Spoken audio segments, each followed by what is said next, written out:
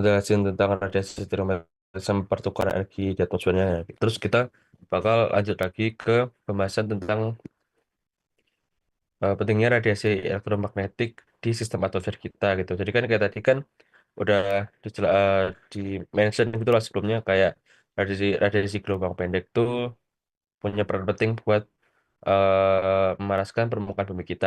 Nah, kalau gelombang panjang tuh berkontribusinya tuh atau perannya tuh ke efek rumah kaca sama pengaturan suhu global.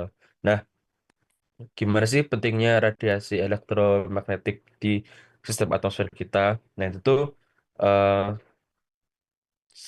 sebenarnya itu kurang lebih sama kayak yang udah di message sebelumnya juga. Jadi kayak eh, yang pertama itu pasti di pemanasan permukaan bumi. Jadi kayak yang dilakuin sama gelombang pendek tadi. Nah, radiasi elektromagnetik dari matahari kan eh, jadi sumber utama gitu kan, sumber utama energi yang bakal ngebuat bumi itu panas gitu. Jadi yang memanasin permukaan bumi itu tuh utamanya itu dari radiasi elektromagnetik ini tadi. Nah, energi ini tadi tuh nanti bakal didistribusiin secara distribusinya itu secara apa sih istilahnya kayak ya eh, lewat partikel-partikel gitu kayak lewat konduksi, konveksi ataupun radiasi juga gitu ke bagian lain dari sistem atmosfer dari bumi kita. Nah, kemudian pentingnya radiasi elektromagnetik itu selain buat ngemanasin permukaan bumi itu juga eh, berperan buat ngebantu pertukaran energi yang ada di atmosfer. Tadi kan disebutin di di pemanasan tadi permukaan bumi kan nantinya itu bakal didistribusiin gitu kan buat ke bagian lainnya. Nah, buat distribusinya itu ini yang bakal ngebantu buat pertukaran energi yang ada di atmosfer. Jadi lewat proses radiasi contohnya, jadi kayak sama proses-proses mekanisme yang lain kayak konduksi konveksi tadi, itu tuh bakal jadi mekanisme utama gitu buat transfer energi yang ada di atmosfer kita. Nah, radiasi itu ngomong lewat radiasi itu memungkinkan buat energi itu bisa berpindah dari satu tempat ke tempat lainnya tanpa butuh medium perantara gitu. Beda kayak konduksi sama konveksi itu tadi.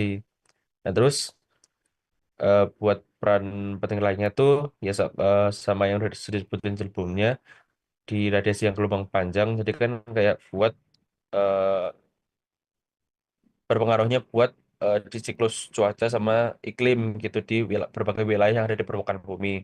Jadi radiasi elektromagnetik tuh mengaruhi sirkulasi atmosfer dan juga pola cuaca secara global gitu. Jadi kayak di seluruh bumi, yang mana perbedaan intensitasnya di setiap lintang, kayak ada lintang tinggi, lintang rendah, lintang tengah dan sebagainya, kan otomatis intensitasnya bakal berbeda-beda gitu, kan. Nah, nantinya itu bakal nyebabin adanya perbedaan suhu yang akhirnya tuh ngemicu adanya pergerakan udara atau angin yang akhirnya nantinya dalam jangka panjang dan secara luas itu tuh nyebabin perbedaan cuaca dan juga iklim gitu dan akhirnya bisa ngebentuk suatu siklus juga gitu berkepanjangannya gitu. Jadi kayak gitu sih. Terus aku langsung lanjut lagi ke pembahasan pertama. Jadi buat bumi sendiri tuh berevolusi ngelilingin matahari itu pada jarak satu biasanya kan di itu kan apa digenapin dari satu AU 150 juta kilometer. Nah, cuman sebenarnya buat itunya angka pasnya tuh di 149,6 kali 10 pangkat min 6 kilometer atau 149,6 juta kilometer. Atau biasanya kalau misal di luar negeri kan kayak dijadiin mil gitu karena kalau mil tuh cuman 93 juta gitu. Jadi kayak angkanya lebih bulat gitu sih. Nah, buat orbit bumi sendiri itu bentuknya elips dengan eksentrisitas yang sangat kecil yaitu 0,017 yang mana ini berarti orbit bumi itu hampir berbentuk lingkaran. Jadi bumi sendiri itu ngelilingi matahari dengan suatu lintasan yang hampir berbentuk lingkaran yang mana orbit sebenarnya dari bumi itu istilahnya tuh elips gitu. Jadi kayak dengan ngelihat tingkat keovalan atau tingkat eksentrisitasnya yang benar-benar kecil tuh di angka yang ini tadi yang udah disebutin 0,017 tuh orbit dari bumi tuh kategorinya tuh masih di elips gitu. Mungkin kalau teman-teman belajar di matematika, kalau belajar apa enggak ya? Seingatku pernah belajar sih di matematika, aku kurang ingat matematika wajib atau peminatan di kelas berapa juga. Cuman nanti tuh kayak bakal ngebahas tentang apa sih? eh ngitung luas, bukan itu luas sih kayak apa ya? Aku lupa juga sih. Kayak pokoknya nanti bakal ngebahas tentang eksentrisitas juga gitulah. Jadi eksentrisitas itu kayak perbandingan. Kan kalau kalau lingkaran kan kayak semua sisinya kan sama panjang itu kan mau ditarik dari tengah ke manapun tuh bakal sama. Nah, eksentrisitas tuh kayak perbandingan dari titik tengah ke atas sama dari titik tengah ke samping gitu. Jadi kalau misal eksentrisitasnya kecil otomatis kan eh, ada perbandingan yang lebih besar daripada yang lain gitu sehingga hasilnya kan lebih kecil gitu kan. Jadi kayak makanya bentuk dari lintasan bumi ketika berevolusi itu cenderung ke elips gitu. Nah, nilai eksentrisitas ini tadi itu tuh nunjukin kalau misal orbit bumi yang berbentuk elips tuh eh, perbedaan dari bentuk lingkaran tuh hampir nggak signifikan gitulah sebenarnya. Dengan kata lain, eh, jarak antar bumi sama matahari itu relatif eh, bisa dibilang konstan sepanjang tahun. Jadi ini bakal dijelasin di selanjutnya gitu ya. Jadi sebenarnya dengan nilai segitu tuh bentuk elipsnya tuh nggak yang pipih banget gitu. Jadi kayak masa perbedaan jaraknya tuh nggak yang terlalu jauh sehingga kayak eh, jarak bumi matahari itu masih bisa dibilang tuh relatif konstan gitulah. Bedanya nggak terlalu jauh.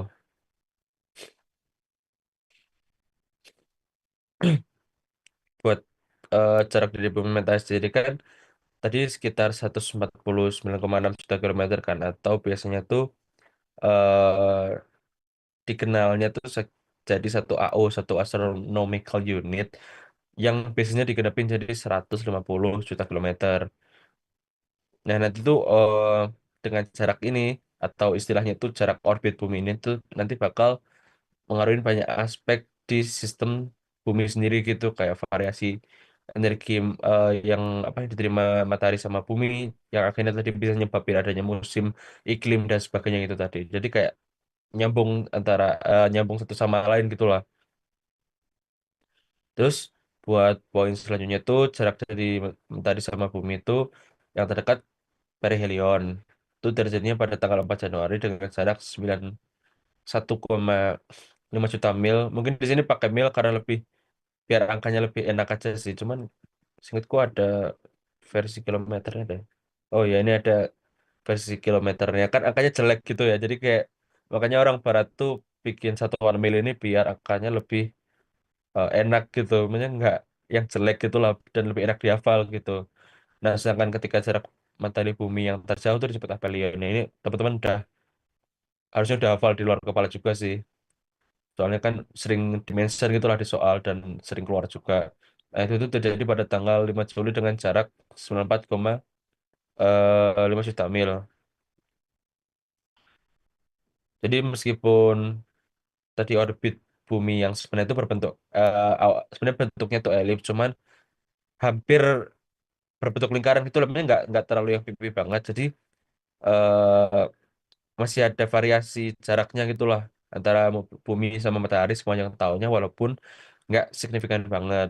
Nah, variasi ini tadi itu ngasilin dua titik penting tadi yang udah disebutin perihelion sama aphelion. Nah, perihelion sendiri kan kayak jarak terdekatnya gitulah antara bumi sama matahari ketika mengorbit yang mana terjadinya pada tanggal 4 Januari jaraknya sebesar 91,5. Nah, efek dari perihelion ini perihelion yang mana tadi kan tidak terdekat gitu kan. Nantinya tuh bumi bakal nerima sedikit lebih banyak radiasi matahari karena jaraknya yang ya lebih dekat gitu. Cuman perbedaan apanya perbedaan jumlah radiasi yang diterima tuh sebenarnya nggak terlalu beda jauh gitu lah, dan nantinya tuh nggak jadi faktor utama dalam penentuan musim.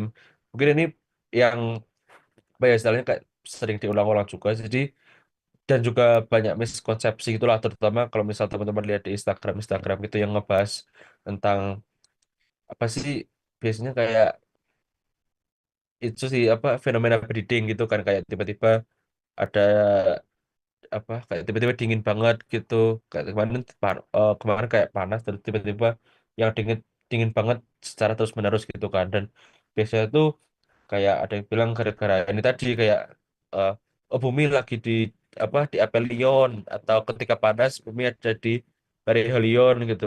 Nah apa tapi pada kenyataannya tuh ya jarak ini tuh bukan pengaruh utamanya gitu, karena ya itu tadi kayak apa nggak signifikan gitu lah sebenarnya perbedaannya gitu yang nyebabin kayak kemarin panas langsung dingin tuh sebenarnya nggak sesimpel itu gitu. Sebenarnya kayak faktor ini kayak faktornya tuh terlalu besar gitu lah menurutku, masih ada faktor-faktor minor yang lebih mempengaruhi gitu, faktor yang lebih kecil gitu lah istilahnya. Nah terus buat tadi kan perihelion gitu kan, nah terus buat aphelion ya teman-teman tahu sendiri lah ya, jarak terjauh bumi sama matahari radiasinya 5 Juli, jaraknya segitu, terus efeknya ya kebalikannya gitu. Jadi radiasi matahari yang diterima lebih dikit gitu. Tapi tetap aja perbedaannya itu nggak cukup signifikan buat mengaruhi musim gitu di permukaan bumi kita. Nah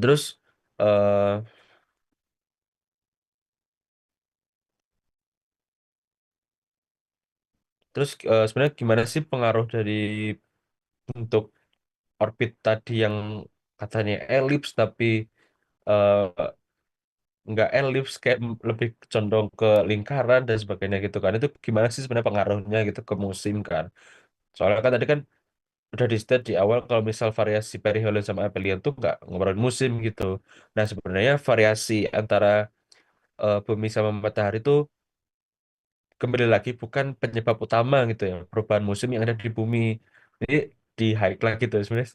Jadi kayak dengan banyaknya miskonsepsi kita sebagai anak kebumian gitu ya, terutama yang belajar meteorologi itu kayak ya yang bakal jadi gimana ya, kayak orang yang ngelurusin salah satu orang yang ngelurusin miskonsepsi miskonsepsi itu tadi gitulah. Nah jadi sebenarnya itu sebaliknya gitu, kayak musim tuh lebih ditentuinya tuh sama kemiringan sumbu rotasi bumi yang 23, 23,5 derajat kalau nggak salah terhadap bidang orbitnya gitu. Jadi ketika satu bulan bumi itu miring ke arah matahari lebih apa lebih condong gitu, karena wilayah tersebut tuh bakal ngalamin musim panas, sedangkan bulan lainnya tuh ngalamin musim dingin. Cuman perubahan jarak bumi di perihal dan ampel itu sebenarnya tuh mempengaruhi tapi sedikit banget gitu. Kayak intensitas radio apa? Contohnya kalau misal di perihelion tuh bumi nerima 3,5% gitu. Ini sebenarnya nyambung sama di sebelahnya itu, cuman nggak apa-apa sih, kayak ya sneak peek aja. Jadi kayak bumi itu sebenarnya tuh nerima 3,5% eh lebih banyak radiasi ketika di aphelion gitu. Efek ini tuh lebih terasa di belahan bumi selatan karena perihelion terjadi selama musim panas di wilayah tersebut gitu. Itu tuh yang nyebabin kalau kenapa variasi jarak bumi sama matahari itu bukan yang utama gitu ke perubahan musim, tapi kemiringan sumbu rotasi.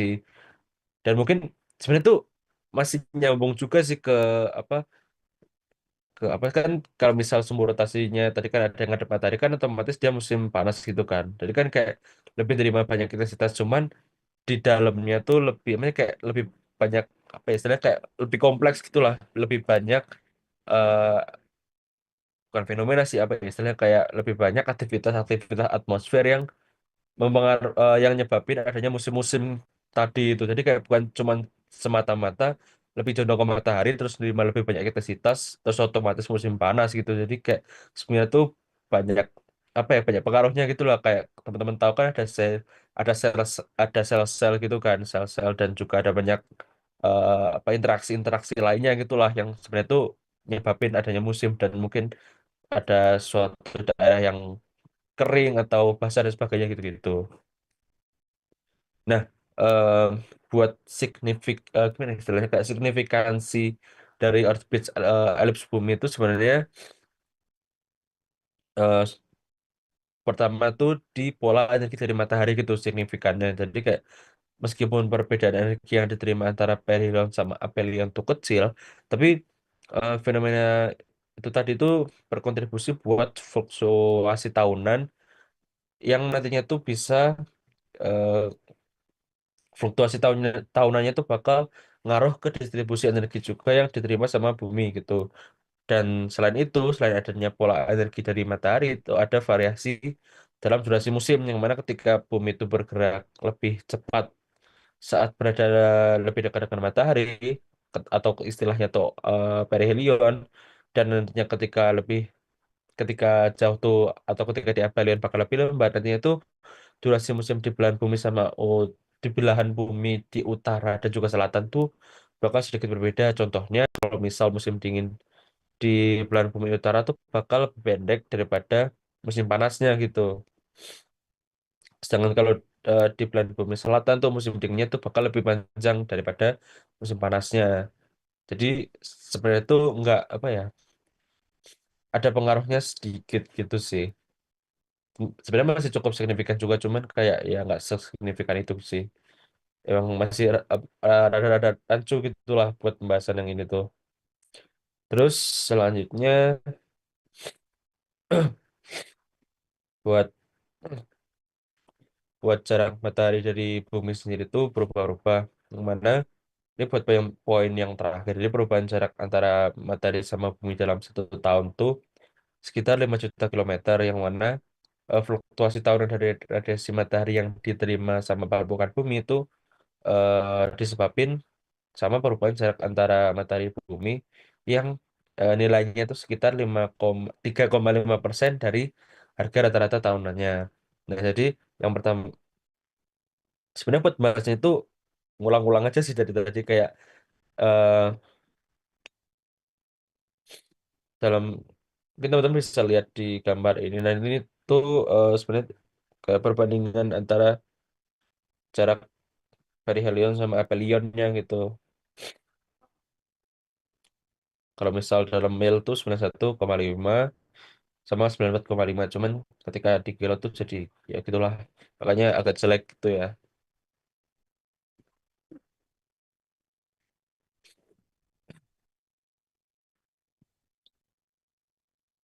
Terus aku kembali lagi, jadi eh, pengaruh perubahan jarak terhadap radiasi matahari itu eh, tidak sebenarnya itu berbanding terbalik gitu. Jadi kayak energi radiasi yang diterima sama bumi dari matahari itu berbanding terbalik dengan kuadrat jaraknya gitu. Jadinya karena tadi kan udah berbanding terbalik kuadrat gitu kan. Nah, otomatis semakin dekat jaraknya, maka it- eh, semakin besar juga intensitas radiasi matahari yang bakal diterima dan juga berlaku sebaliknya. Nah, dalam 1 tahun, fluktuasi jarak antara bumi dan juga matahari itu bakal nyebabin eh, adanya perubahan nilai sebesar 3,5%. Ini tadi yang di poin terakhir gitu. Dan juga tadi kan udah aku jelasin gitu karena jadi eh, kenapa tadi dinyatain nggak signifikan karena ya cuma sebesar ini, sebesar 3,5% doang gitu perubahannya gitu antara perihelion dan aphelion. Jadi kayak ya yang nggak sengaruh itu gitulah. Dan itu pun makanya udah dibandingin sama rata-rata nilai tahunannya juga gitu. Dan jadi kayak dalam setahun perubahannya cuma segitu, jadi kayak ya ngaruh apa gitu, sebulannya dibagi 12 sudah tinggal 0,0 berapa gitu kan, jadi kayak ya nggak ngaruh gitu. Nah, jadi kayak gitu sebenarnya faktanya gitu. Jadi nah, dengan apa konsekuensi dari yang tadi pengaruh perubahan jarak yang apa berbanding terbalik kuadrat gitu. Nah, nanti itu bakal ada apa ya istilah ke efeknya atau konsekuensinya gitu terhadap fluktuasi radiasi matahari. Nah, yang pertama itu di distribusi energi. Jadi variasi kecil dari intensitas radiasi matahari itu bakal berkontribusi buat fluktuasi energi yang diterima sama permukaan bumi. Tapi pengaruhnya nggak terlalu besar dibandingin sama efek kemiringan suhu rotasi bumi yang tadi sudah disebutkan di awal gitu, yang jadi faktor utamanya buat penentu musim di permukaan bumi kita. Nah, kemudian buat efek lainnya atau konsekuensi lainnya tuh ada kesetimbangan, ketidakseimbangan antara belahan bumi utara sama bumi selatan gitu. Jadi ketika perihelion terjadi pada bulan Januari, jadi kan perihelion di awal-awal Januari gitu kan. Nah, otomatis kan belahan selatan tuh bakal nerima lebih banyak radiasi matahari kan dibandingin sama belahan bumi utara gitu selama musim panas. Nah, hal ini tuh yang dia tuh bakal ngejelasin kenapa musim panas di sebelah selatan tuh cenderung lebih sedikit lebih hangat dan lebih cepat juga dibandingin sama musim panas di belahan bumi utara gitu. Jadi selain tadi eh, berpengaruh ke lamanya musim dingin dan juga musim panas di bumi utara dan bumi selatan yang ternyata tidak sama, tapi juga ada pengaruh kondisi musimnya gitu. Ternyata di bumi selatan kondisi musim dinginnya tuh nggak yang dingin banget, tapi malah justru lebih hangat gitu dibandingkan ketika sama belahan bumi utara. Jadi kayak gitu. Terus buat eh, efek atau konsekuensi lainnya tuh di stabilitas dari iklim gitu. Jadi dengan variasi yang nilainya 3,5% tadi, yang dibilang sebenarnya itu bisa dibilang cuman 3,5% gitu. Nah itu tuh dianggapnya tuh kecil banget gitu lah, nggak kecil banget, sebenarnya kecil di konteks iklim secara global gitu. Karena kan ya iklim kan hitungannya tahun gitu ya, jadi kayak otomatis dibagi 12 ya, ya kecil banget gitu lah. Sehingga dengan orbit bumi yang punya eksentrisitas lebih besar, nantinya itu variasi radiasinya itu bakal jauh lebih besar juga yang nantinya bisa lebih memengaruhi pola iklim itu lah secara signifikan. Tapi ya kan karena sekarang eksentrisitasnya cuman apa, eksentrisitasnya itu nggak yang terlalu apa ya, nggak terlalu mipih gitu, lebih ke lingkaran ya, akhirnya ya nggak punya efek signifikan gitulah ke pola iklim gitu. Nah, cuman kalau misal teman-teman belajar geologi kan ada kayak periode geologi gitu kan di sejarah bumi gitu kan, ada yang ketika dulu tuh eh, emang banyak kayak eksentrisitas kayak apa pola variasi antara jarak bumi matahari itu bisa mempengaruhi gitu lah, karena ya emang dulu banget ya eksentrisitasnya itu benar-benar pipih, sehingga ya apa, variasi perihelion sama aphelion itu benar-benar yang beda jauh banget gitulah, jadi kayak gitu. Cuman kan ya sekarang kondisinya gini gitu, dan berubahnya dalam berapa tahun ke depan tuh juga cukup lama gitu.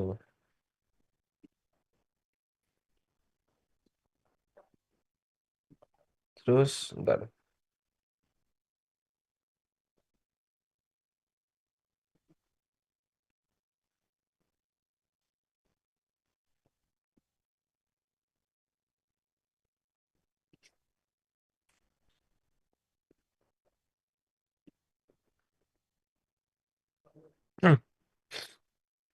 Aku izin minum sebentar.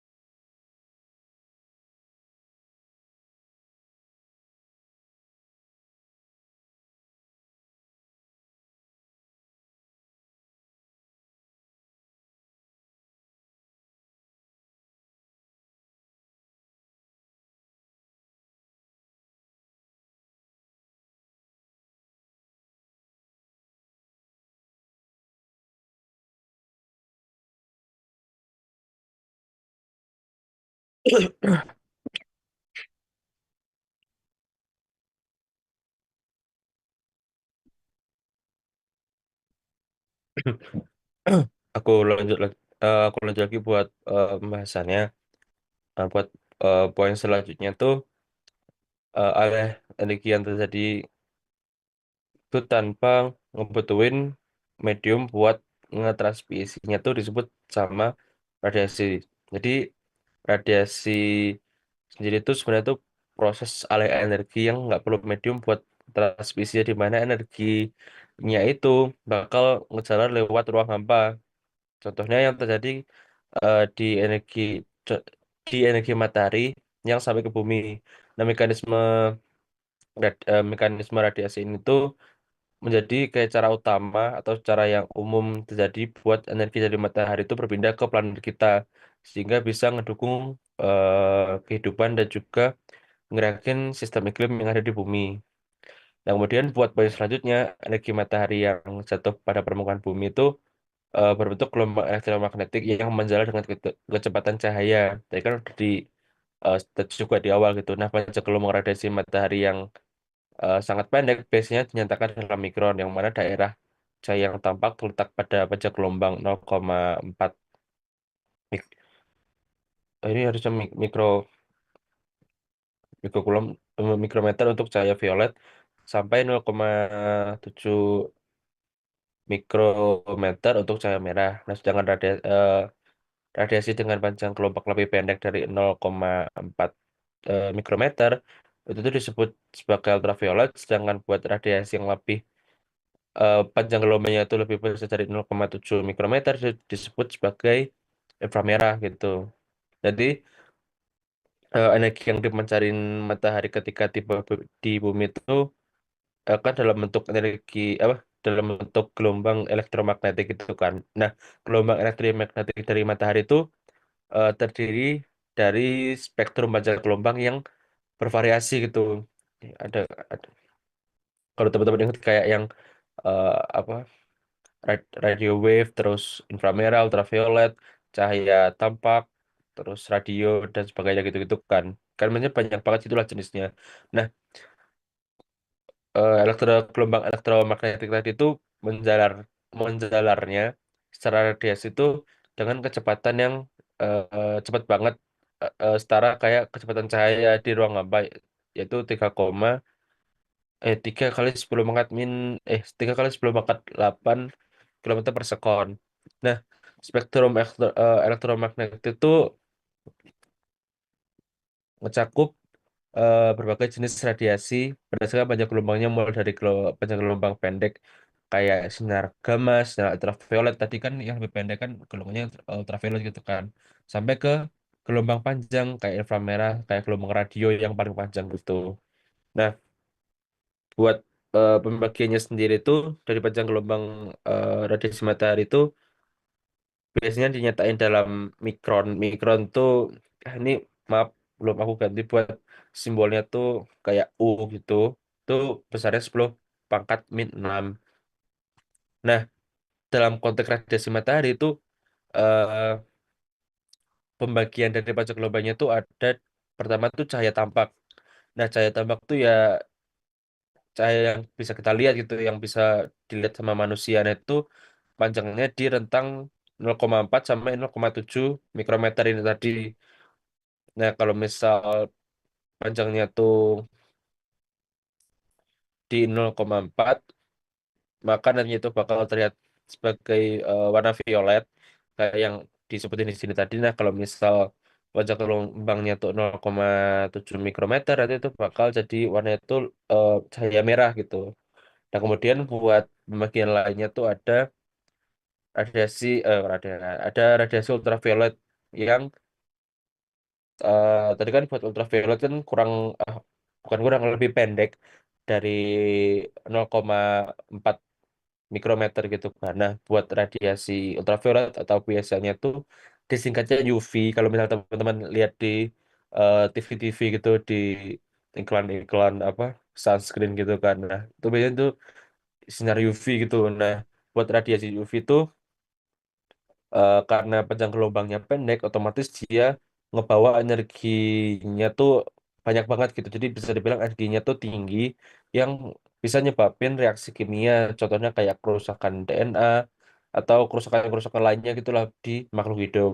Nah, sedangkan buat eh, yang lebih panjang dari 0,7 kan tadi istilahnya radiasi inframerah gitu kan. Nah, buat radiasi inframerah sendiri karena dia lebih panjang, otomatis dia ngebawa energinya tuh lebih rendah gitu dibandingin radia radiasi UV. Nah, buat radiasi inframerah tuh biasanya eh, sifatnya tuh nggak merusak, tapi kayak biasanya tuh ngebawa energi panas gitulah yang penting buat ngehangatin permukaan bumi sama permukaan atmosfer kita gitu. Jadi kayak dia tuh nggak merusak tapi lebih ke yang ngebantu gitu, gitu, itu tadi sih. Nah, buat radiasi gelombang pendek tadi contohnya kayak ultraviolet kan even dia tuh bawa energi tinggi yang sifatnya merusak tuh tapi sebenarnya itu berperan buat ionisasi sama reaksi-reaksi kimia di atmosfer gitu. Contohnya ketika apa pembuatan itu apa ion kok ion pembuatan ozon kan dia awalnya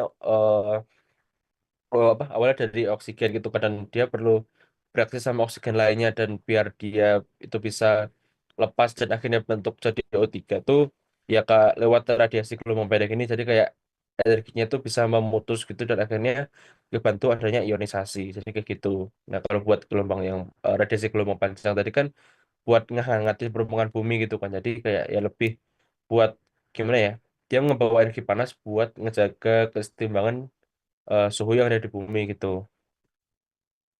Nah, buat distribusinya sendiri, buat apa distribusi dari apa spektrum spektrum tadi itu di kalau misal gelombang pendek kayak eh, kayak contohnya ultraviolet sama apa ultraviolet cahaya tampak sama inframerah. Nah, cahaya tampak tuh sekitar 43% dari total energi matahari yang dipancarin. Jadi kayak dia tuh yang paling besar komposisinya gitu lah. Terus kemudian setelah cahaya tampak itu ada radiasi matahari, radiasi inframerah yang menyumbang 49%. Kemudian ada ultraviolet yang sekitar 7% doang gitu. Karena tadi kan ultraviolet kan ya merusak gitu kan otomatis ya dia untungnya juga komposisinya itu cuma sedikit itulah di atmosfer. Jadi kayak gitu. Bentar.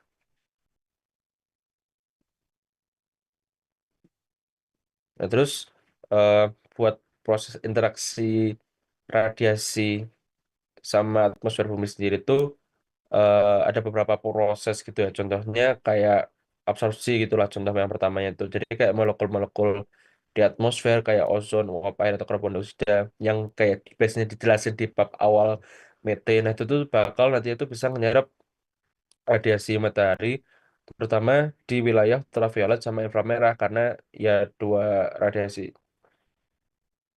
dua radiasi ini tuh kayak emang harus direduksi gitulah. Terus kemudian selain absorpsi ada scattering atau penyebaran. Jadi kayak partikel kecil di atmosfer biasanya sih aerosol sih biasanya. Jadi kayak molekul udara, molekul debu gitu-gitu tuh bakal nyebarin cahaya matahari gitu. Nah, proses itu yang ngejelasin kenapa langit tuh bisa warnanya biru. Jadi kayak penyebaran warna biru tuh lebih efektif dibandingin cahaya merah. Tapi ketika sore hari bakal kayak kebalikannya gitu. Nah, kemudian tadi absorpsi, eh, scattering, terus refleksi biar ya. Jadi kayak sebagian radiasi bakal dipantulin balik lagi ke ruang angkasa sama awan, sama partikel-partikel atmosfer lainnya, sama permukaan bumi juga gitu yang punya albedo yang tinggi. Jadi kayak es, kayak salju yang putih-putih gitulah. Itu nanti bakal ngepantulin kembali radiasi matahari eh keluar angkasa gitu. Jadi kan udah disebutin kan kalau misal energi matahari ke bumi itu datang sebagai gelombang pendek. Nah, ketika dibantu lagi dia bakal jadi gelombang panjang gitu. Buat radiasi matahari di sistem bumi itu eh, dengan proses-proses yang tadi udah jelasin kan ya dia penting banget gitulah. Jadi kayak buat pemanasan global, buat ngerti permukaan bumi, buat fotosintesis, terus juga buat sirkulasi atmosfer sama lautan yang ya udah dimention berkali-kali tadi lah, terutama di awal gitu. Jadi kayak gitu. Nah, mungkin eh, buat pembinaan malam hari ini aku cukup lebih dulu, karena kalau misal dilanjutin mungkin kayaknya nggak cukup karena tinggal 2 menit aja. Jadi mungkin bakal dilanjut di pertemuan selanjutnya. Ini bakal tetap sama di radiasi matahari sama radiasi bumi. Nah, mungkin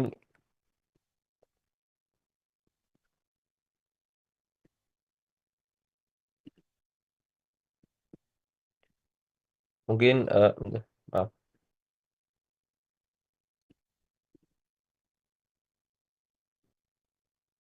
mungkin cukup sampai di sini aja. Eh Makasih teman-teman udah datang semua, udah nyempetin waktunya walaupun liburan. Eh, Terus semangat buat ke depannya.